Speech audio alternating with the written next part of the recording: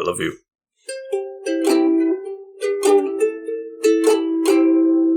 Hey, thanks for coming back to the couch there, potatoes. We're so happy to have you here. Oh, yeah. We're talking today Disney's Hawkeye. Marvel's Hawkeye. Disney's Marvel's Hawkeye. I am the Green Traveler from Gorsh. And I am the Faceless Leon. I don't have a face. This is Green and Faceless on the Couch, podcast about movies and TV. And we're talking about TV. Yeah, we're talking the last of the 2021 Marvel television shows. That's right. And I'm pretty sure this is Phase 4, I think, if I remember correctly. That's the phase we're in of the Marvel Cinematic Universe. It's gone deep, man. Yeah, and it's always confusing, too, because they can jump around wherever the fuck they want. You know, Black Widow is technically part of Phase 4, but it took place before Infinity War or something, like, you know, whenever it took place. Speaking about that movie, I think I want to say, maybe right away, that I like this show because it made that movie mean more. Right. Because that movie was, like, I thought, you know, it was a pretty good movie, but it would have been way better if I felt like the information in it was relevant. Yeah. Yeah, if it had taken place chronologically with the cinematic universe as it was developing, that would have been great. But, you know, as a kind of, like, reminiscence, like, looking back on Black Widow, it was very, very unnecessary. It came across as unnecessary. But it gave us the beautiful character. Yes. I guess that might be a spoiler, but do I want to spoil it up front? I think it's a drawing part of the show. Yeah, it does make it more worthwhile. I mean, by a mile. Like, it was already pretty good, I felt like. And then they dropped in, and I'm like, oh, fuck, yeah. I mean, anybody could look up the cast list. Yeah, it's just one little treat, one tiny little spoiler. If we're going to go into spoiler territory later, which I assume we might, maybe we'll decide to hold off, but we'll figure it out as we go. We'll put up a spoiler wall then. But for now, we'll say that Florence Pugh, Yelena, who was in Black Widow's younger sister, Yelena, she makes a fun appearance towards, like, the final half of this show, and it's just fucking phenomenal. Just yet again, like, she's becoming one of my favorite characters in the Marvel Cinematic Universe. And I think what they're gonna try to do with it is make her the new Black Widow. Hell yeah, that's what I think. I don't know enough about the comics to see where that is justified from, but I'm totally for it. I'm all for it, yeah. It's totally fine by me. I only wish that they had given ScarJo just a little bit more. Yes. Because it's like, if this is going to be their Black Widow, I'm fucking all for it. But at the same time, I felt like we just didn't get much with ScarJo. No, like, we didn't. I say that, but she was in like 10 movies. So. She was in a lot of movies, but that first movie especially, man, she was pretty much just there. It was like a tease at Black Widow. That's what it was. It's like, hey, look, this character's in it. And they're like, oh, cool. And then she does some cool stuff, and that's it. But we're saying that as in, like, it sounds bad because it's just like, I mean, they didn't use this character. They probably didn't have, like, the ability to want, you know, they were trying to keep it low-key. It's just Iron Man. Like, we're just trying to... Wait, was she in Iron Man? It's Iron Man. Yeah, she was in Iron Man 2. I'm not sure if she was in the original one. I don't remember, but it's just... I don't think so. I don't think she was in the first one. Someday we'll do a Marvel Cinematic Universe playthrough. Maybe playlist, soon, whatever. I've been kind of wanting to do it. Yeah, I do. Yeah, I can feel that. We should start with the ones before the MCU. We should do all the shit. Oh, shit.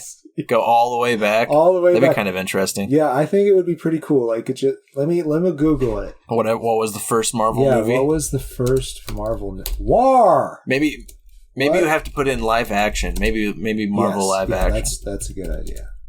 The only one I can think of is Sam Raimi's Spider-Man, but I feel like there had to be more before that. Yeah, I feel like there probably was some in the 80s that we just don't know about. Yep. You want to guess what the first one is? I'm going to assume Spider-Man. No, it was before that. It was in 86. It was Howard the Duck. Oh no! Yay! You've conned me into like. Oh. See, I've blocked that whole movie out. Like, secret review of. But that technically is in the Marvel. He He is in the Marvel Cinematic Universe, so it could become canon. In which case, that would be the first movie of the MCU. That's fair, but I don't know, because are they going to bring? They're not. They already announced who the new Blade is. I forget who it was. Mahershala Ali. Oh, that's right. Yeah, that's gonna be good. Dude, fuck yeah! I forgot about the Blade movies with Wesley Snipes, though. But his first movie was in '98. His first movie was in '98, and then the X-Men was the next thing to come out in 2000. So I thought maybe there'd be something from the 70s or something like that. Dude, I'm totally down for that, though. Let's fucking do it. Yeah, let's tack that on. Let's put all those onto the MCU. I mean, we'll just call it the Marvel playlist. Yeah. It won't be the Marvel MCU. Playlist, yeah. But in regards to the Marvel Cinematic Universe, Hawkeye, it takes place after Endgame. Spoilers for Endgame for all those who haven't watched it. It takes place after Black Widow sacrificed herself to help the Avengers beat Thanos, to get the stones, basically, their own version of the Infinity Stones. It's been a long time since I've seen it. But during that scene, it was, Hawkeye and Black Widow fought each other, basically, for the right to sacrifice themselves. Hawkeye thought he should be the one to sacrifice himself because at the time, his family had blipped.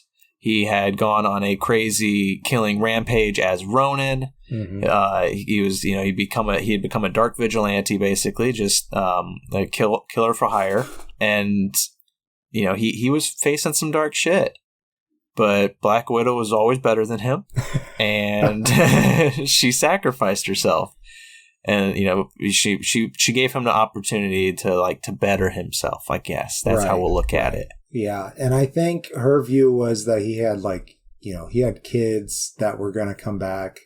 This is all spoilers for Endgame and a little bit of Infinity War, but that's okay. I mean, honestly, who's going to watch Hawkeye without watch this? Yeah, without having seen that. Yeah. Because that's the crux of this show is that emotional kind of turmoil that Hawkeye's going through, and part of that is he's always the Avenger in the shadows. Like, he's the one that nobody really thinks about, nobody talks about. There's a running joke throughout this show of the what's it called? It's the Captain America Broadway Rogers. It's called Rogers. Yes, Rogers, dude. That shit. Oh, at first I was like, this is the best, but then. No. This is spoilers for the show. This is spoilers, but it's not like the end of the... It doesn't spoil anything about the plot. No.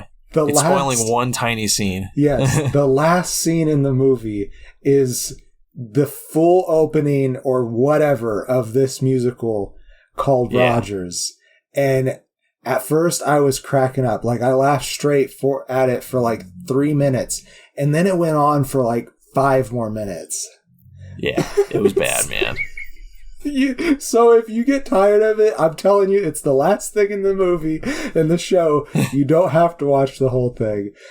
See, when they first played it, you had texted me and you were Rogers, and crying, laughing face emoji 3 times. Yeah, and I was like, I didn't think it was that funny. I thought I was kind of annoyed by it.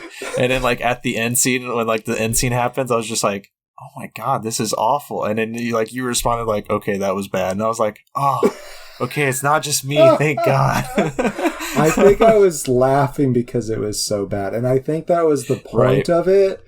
But they just pulled on, they milked the joke for too long. That's what they did. Yeah, and I don't think we've explained the Rogers the musical though. It's the big fight of the first, at least the opening credit scene of the Broadway play, the Broadway musical, is the opening fight in Avengers, when the Avengers assemble and they fight. And the running joke throughout is the Hawkeye character is the last mentioned, and he's mentioned after, I think, Spider-Man and Ant-Man, who weren't even a part of that fight. Yeah.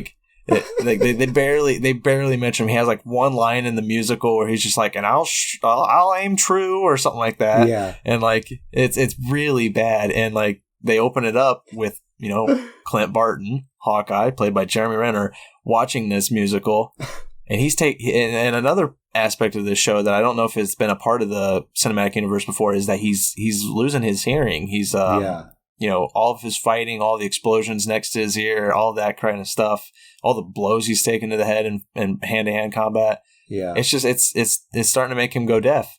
And he's just taking out his his hearing aids in the middle of this musical because he's like, "Fuck this! I don't want to hear it. I don't want to hear this." Stupid. Because man, that first Avengers movie, they were barely a team. Yeah. So he knows it's not how this went down. It was not some big coordinated effort. No, it was a bunch of hooligans tossed together. Yeah. And I really enjoyed that though, because that's the thing is I'm not a huge Hawkeye fan. With the movies, I do like Jeremy Renner to an extent, but I'm also not a huge Jeremy Renner fan. But I have liked his comedy more than I've liked his action stuff, which is just insane because he's more of an action hero. I like, honestly, the stuff that he's done in more dramatic films, because sometimes when he does a character, he gets really into it and it almost like he's in the movie, right? Mm-hmm. But also he doesn't seem a part of the reality of the movie, just a little bit. Like he's just a touch out of reality, and I think it's fun. I can't think of any dramas that he's been in outside of like Marvel or action. American films. Hustle, I think that he was in that one. I guess he was. That's the character that I'm really thinking. Like he played this, I think, New Jersey guy, and he had this pompadour, and it was such a character. But there was a lot of characters in that movie, to be fair. Yeah, the only I like it, Christian Bale's in that, right? Yeah, Christian Bale and Bradley Cooper and Jennifer Lawrence. Yeah, thank you. Yeah. I think that's a David O. Russell film, and like the thing with if I'm correct in that, the problem with his films are that they don't stick in my mind. Like I remember watching them, and I'm just like, oh, that was entertaining, and everybody's like, oh, it was so good. And I'm like, was it? I guess it was. That's I remember enjoying it, but I couldn't tell you too much about the plot.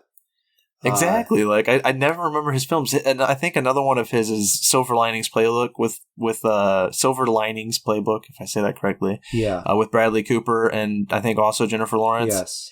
And it's just like I remember watching it, I remember liking it, and then like a day later, everybody's like, "That was so good." And I was like, "Was it? What was it about?" Like, I can't remember. They fall in love, right? I remember that one a little bit better. I found that one interesting because I had a friend who acted just like that Bradley Cooper's character. It was honestly uncanny. He did end up having some mental issues later in life, so it really reminded me of him. It was crazy.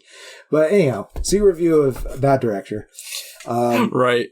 But as I was saying, like with Jeremy Renner, I like his comedies more. There's I can't remember this movie at all. I think it's Tag. It's called Tag.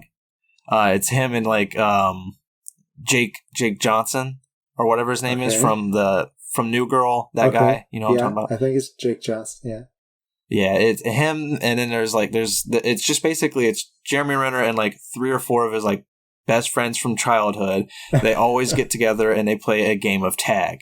It's a elongated game of tag, and like he has never been it. Jeremy Renner's never been it because he's just too much of a badass. I remember watching the trailer for this, but I've never seen it. I remember watching it, and it has some stupid moments, like some really stupid moments, and one scene that I remember really hating, but because it was just offensive.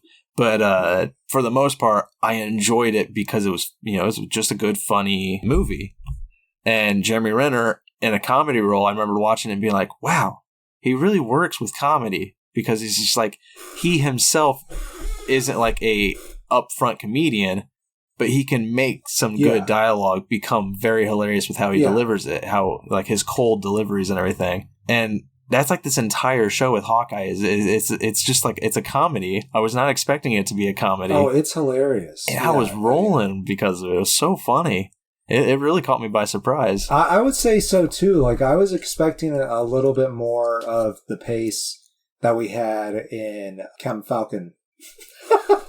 I know, it's so fucking hard to say. I was really expecting more of that, but like Haley Steinfeld, she adds so much as Kate Bishop to the comedy. Yeah. That she was by far the best part of this entire show for me. Definitely. But like what they do with Clint, though, in the show is also great. Right. A lot of it is about his family, but they did the same thing that they do in all the movies with the Bartons. They kind of just swept them to the side. I swear that they've done that every single time. That you get a lot more of them in this show than ever before. But like that's how he keeps them safe too. Is exactly that's what I was gonna say. Is like they do that all the time, but I think it works best for Hawkeye because he is so secretive and protective of his personal life. Right. That I think that aspect is actually genius. Because them barely being in it means we don't even know where they're at. So it gives that impression that he is so good at his job that nobody can find his family ever.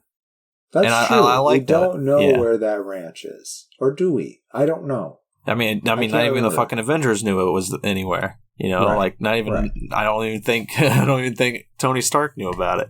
I mean, that's just it's just. I like that aspect of the Bartons not being there, and when we do see them, it's typically close-ups, or they don't typically show the house or anywhere where they're at. But you just you know that they're there, they're safe, and that him and his wife have a relationship that just it's fucking great because they just know each other so well. Yeah. So this is what happened in Endgame. This is very dependent on what happened to Hawkeye in Endgame before he got scooped back up by the Avengers. He kind of broke bad a little bit because his family, they disappeared with the blip, his entire family. And so he created this new vigilante, the Ronin, and went and fucked up some organized crime rings. And when I say that, he did not hold back. He used lethal force. He has grown to regret that, but his equipment from being the Ronin somehow shows up on TV. And Kate Bishop is wearing it, but she is only wearing it because she happened upon it at this black market auction that got attacked.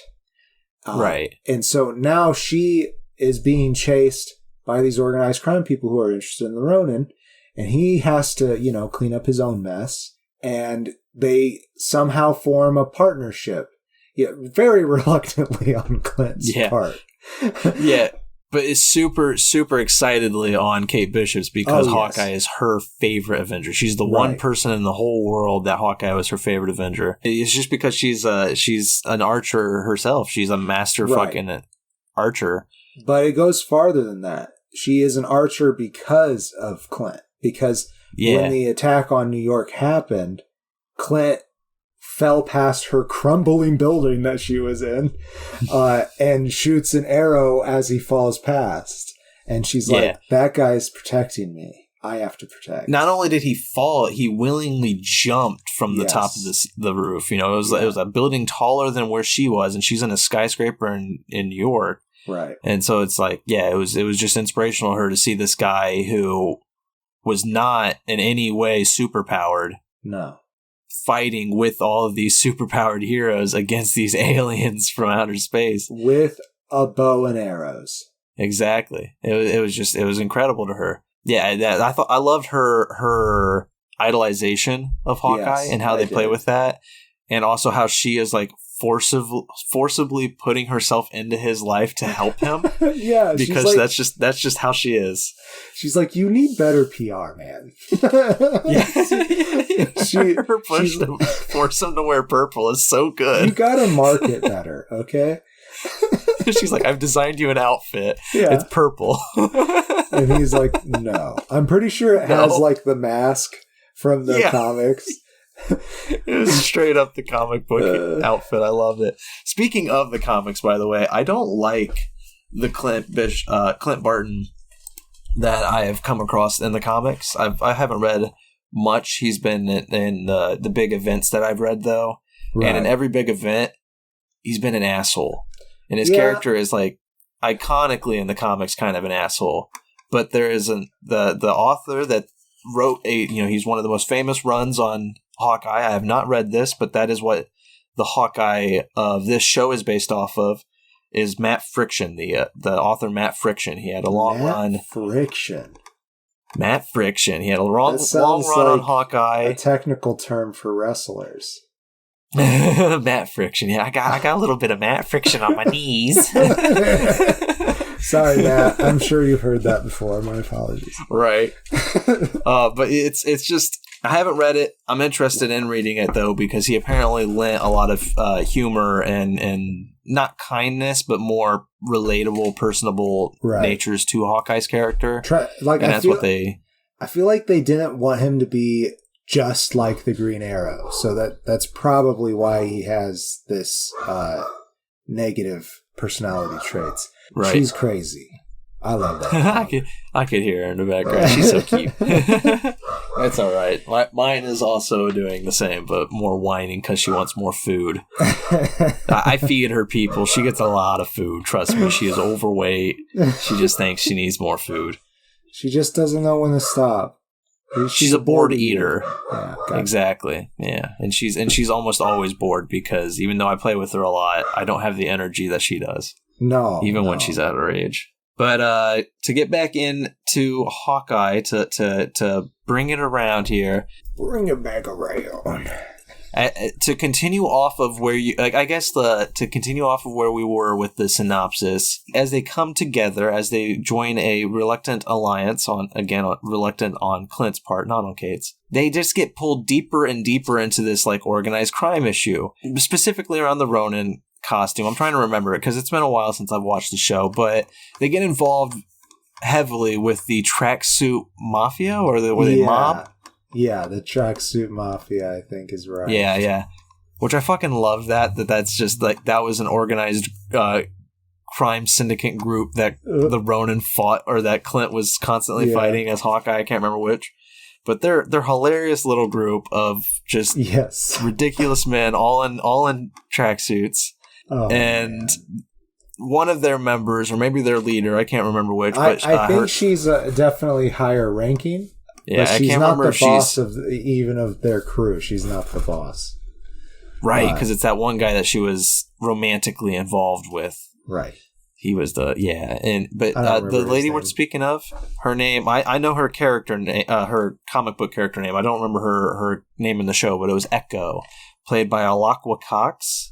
Yes, and they refer to as Maya Lopez.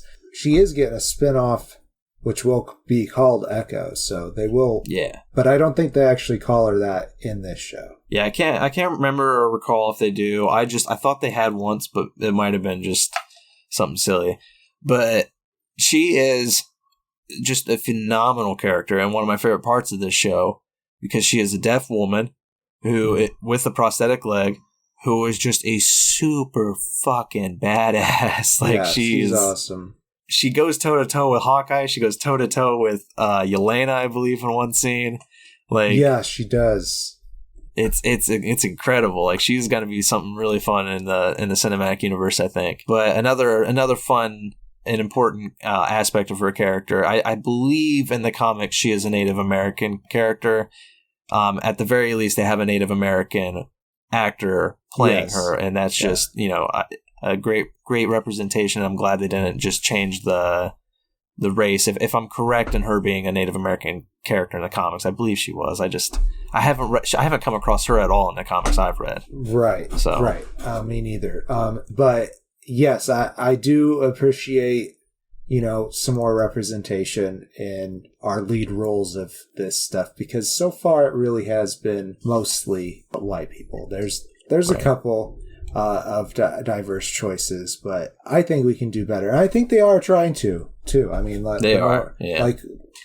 Here recently we had Shang-Chi, which is just an amazing movie. And, they're going to be doing more with Black Panther, and they're pulling a lot of characters from the TV shows that they've done already and giving them their own things. I can't remember the character's name in WandaVision. I believe... Are you talking Agatha?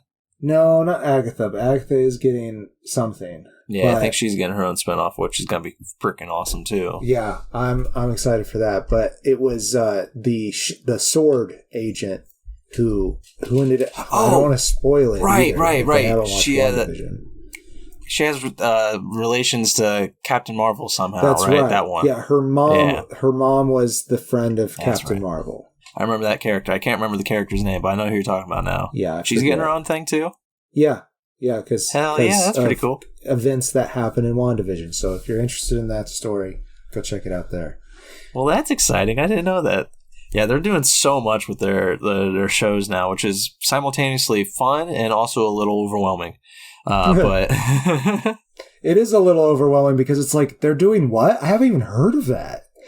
Yeah, exactly. And I thought I was fairly well versed, but apparently not. I mean, Jesus. Right. And I've been very good at keeping up to date on everything but Agents of S.H.I.E.L.D. and now Eternals. Even though Eternals is on Disney Plus now, I still haven't fucking watched it. I gotta remedy that. I thought it was coming out. I thought it was going to be the 20th or 22nd or something. Oh. Well, by the time this comes out, I think it will be. I don't know. I don't know. Well, we'll watch it I thought I'd heard it. Well, if we don't watch it soon, we'll watch it in our playlist. Exactly. Or we'll just watch it and just wait to talk about it until the playlist. Yeah, which at that point, I probably will have to watch it again because it's like 24 movies before that. Yeah, right. This is whatever the 29th or 25th project. It's ridiculous, man. Other characters I did want to talk about are Kate Bishop's parents, specifically her mom and her stepfather. Her dad, I don't remember that character's name, but he died. He died very in the early attack in the on show. Yeah, and in the attack on New York. I think it's all right to say that. Yes, you're right.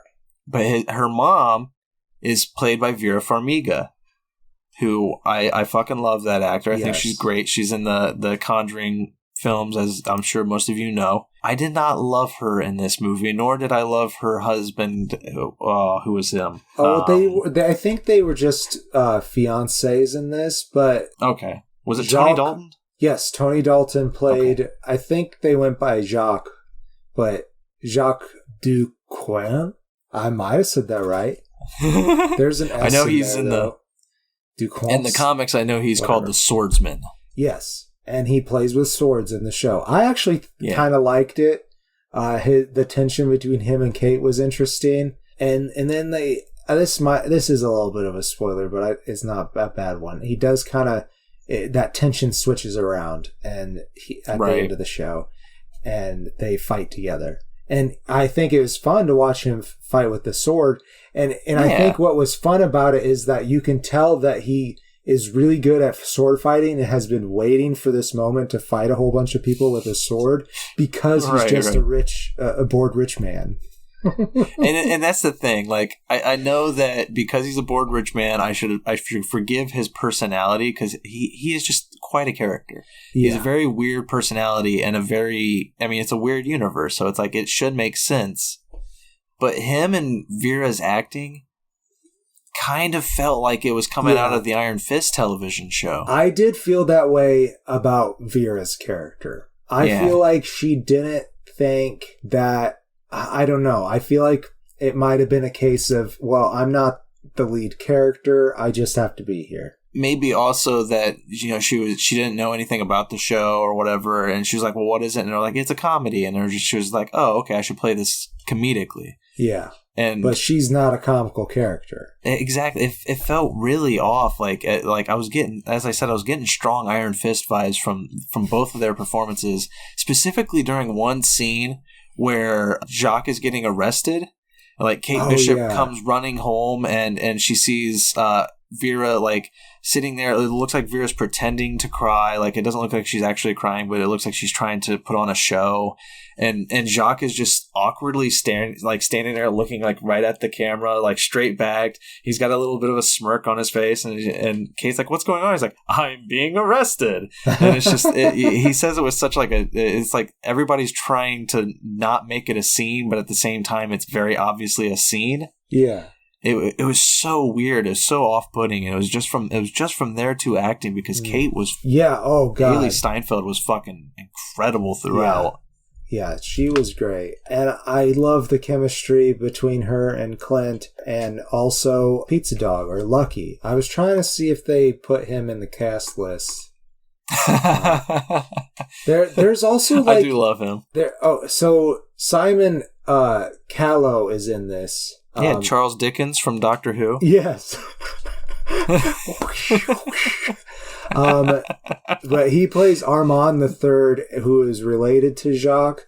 And I just want to mention that because there's this joke throughout where he's talking to Armand the Seventh or something like that. Yeah. And he can't even remember if it's the 7th or the 8th. Yeah, there's too many Armands in that family. It's ridiculous. I just wanted to mention that. I thought it was a nice add to this. Like, for some reason, that made it this rich person world more relatable. That there was like these characters in that world that you could see, like maybe your uncle maybe behaving like that. It made it. It definitely gave it more levity, but also made Kate a little bit more relatable.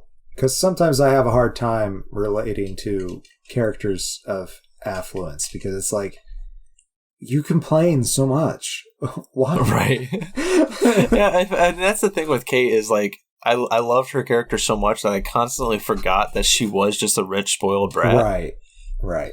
And it was so funny when you were reminded of those moments where it's just like, actually, yeah, what is your problem right now? Like, why are you doing this? Because it's like, it opens up with her just like she's out at college, I think, or somewhere, and she just like she accidentally shoots a bell off, like out of a bell tower, like a gigantic bell. She shoots it to ding it, but she cuts the rope instead, and the whole thing falls down. The tower falls apart, and it's just like, you are just a rich asshole. Yep. But God, you can't hate her character though, because it's she tries so hard. She tried so hard, and she's also very considerate. Even when she's like kicking your ass, she cares about you. Yeah. Like there's a moment with one of the tracksuit mafia members. Oh yeah. Where it's like right when they're about to fight, you know, he's just like, he's like, hold on, before this happens, you know, he's like, I'm having trouble with my girlfriend, and like she's actually tied up at this moment, I think. Yeah. And he's just like, he's just trying to get woman. They call back to it. Exactly, because he's the first time she's tied up. Sorry to spoil this, but it was funny, and I wanted to talk about it. But she's tied up, and he's just like, I need some, you know, woman advice. So it's like, you're the only woman around because everybody else is just tracksuit guys. And then there's Clint, who can't even hear me because his fucking hearing aid's gone. And so he's like, I need woman advice. She helps him. She gives him some advice to his girlfriend. And later on, near the end of the show, they're about to fight. And like, she's about to punch him. He's like, wait. I just want to let you know that your advice worked. Me and my girlfriend were going to a concert later. And she's like, oh, that's amazing. And then she punched them. And I think he was even like, okay, that's fair. It's fucking great. Like, I loved everything they do with her character. She has some great fucking moments with trick arrows and you know, I mean, obviously, I guess I'm just getting into my closing statement because I don't really want to talk. There are some big spoilers and big cinematic universe moments at the end of this show. Mm-hmm. So if you want to stay tuned to the Marvel Cinematic Universe, I do recommend watching this show because there's some things, you know, you're gonna be confused. Really, but I love the acting between her. I love the acting with Renner. Renner has some great LARPer scenes, live action role player scenes. The LARPers. Oh my God, they were some of the most beautiful moments, and you really get a lot from his character, which I really appreciated from this show. They did a lot of emotional depth building to Hawkeye. Did. Man, they made him such a good character, I think. Yeah. And I really appreciate that because it kind of seems like we're in a passing the torch phase where we're getting, you know, a new Avengers cast and crew, and it seems like he's kind of becoming that mentor. I'm going to pass the bow off to Kate Bishop, so he can retire and be with his family finally. Yeah. And I also loved the whole show is centered around Christmas time. And the overarching goal for Hawkeye is to finish everything, all this criminal underworld shit, so that he can go back and be with his family on Christmas Day. Right. Because, you know, they just blipped, and this is going to be his first Christmas back with them. He wants this moment. Right. And I loved that. I thought there was a fun and enjoyable drive to the show. Yes. Because of that alone. And I give it 3 stars. Good. I think that's 3.5 stars. Nice. I'll give it 3.5 stars. Fuck yeah. I'm going to give it a face and a half. I really enjoyed it. It was, there was a wholesome feel to it because it's a Christmas show, which I almost wish that you didn't mention that, because I was going to get all excited and be like, you know what we didn't mention? It's a Christmas show. I'm sorry, I bursted your bubble. You bursted I broke your snow globe. No, it's okay. Womp, I womp. mean, the ground is wet and full of glass now, but Rosebud. whatever. I love the show. There's just so many elements that get thrown up in the air, and it makes for great action comedy. That's all I can say. Go watch it, people. You'll enjoy it. Yeah.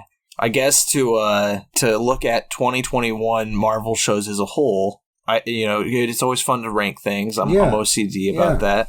I enjoy a good ranking. I would say Loki is still best for me. I think it still tops my list. And then I think Hawkeye comes just below WandaVision. I think that's WandaVision fair. Is just a slight tick above it. Right. And then there's America. There's Falcon and Winter Soldier not way at the bottom, but at the bottom, followed by What If. What If was my least favorite of I'm with you on the least favorite. And I gotta actually say, regarding Falcon and Winter Soldier, I'm reading the comic that it's based off of now, and I didn't realize I was reading it until I got halfway through it, and was like, oh.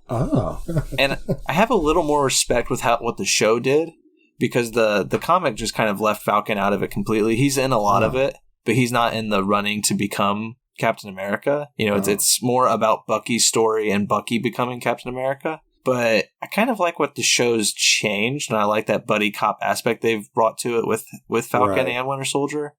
But I don't know. I just wanted to throw that out there, because I didn't realize I was reading it until 2 days ago, and I was like, oh. Secret re-review of Falcon Winter Soldier.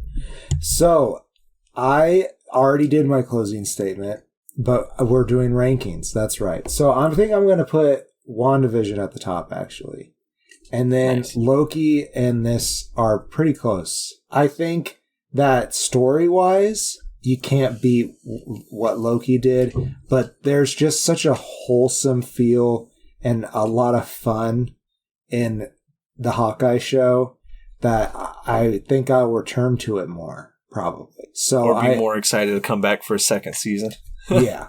Oh, yeah. I don't know. I don't know if they're going to do that. That they're just going to do a movie. That would be fun. I would be good with that, too. Like a movie where he actually passes off the torch. Right. If they just, instead of doing a second season of Falcon Winter Soldier, they just do another Captain America movie with Falcon as Captain America. Yeah, I'd be down for that. 4. Give it a Hawkeye movie. And I put What If at the bottom as well. Captain Falcon is at the same spot as you. Oh, is that our show? I think it is. It's been very fun to have you all here. We're always happy to have you here. And I am the Green Traveler from Gorsh. And I am the Faceless Leon. Please check us out at patreon.com/greenandfaceless. If you feel like supporting us, there's some cool stuff there that you can have for that. And we're actually going to rework our tiers here soon. Yes. So if you want to go ahead and check that out, eventually we'll have that updated, and there'll be some new prices in there. It's going to be very exciting. Yeah. So for the potato pick, we want people to be able to suggest that at we might be asking for a little bit too much for just a suggestion. So we're going to lower that. All patrons already have the right to vote. Have the privilege, I guess, to vote for our potato pick episode. And that will remain the same. But we'll see you there soon. Safe travels, and good night. Green and Faceless on the Couch is a proud production of FictionWorks 19. If you like the show, please show your support by rating and reviewing us on Apple Podcasts. Like, follow, subscribe, wherever you might listen. We also now have a Patreon account. If you feel so inclined to support us in a financial manner, please become a patron by visiting patreon.com/greenandfaceless. You can also find more information about us on our Facebook account or on the FictionWorks 19 Instagram account. Thank you so much for listening.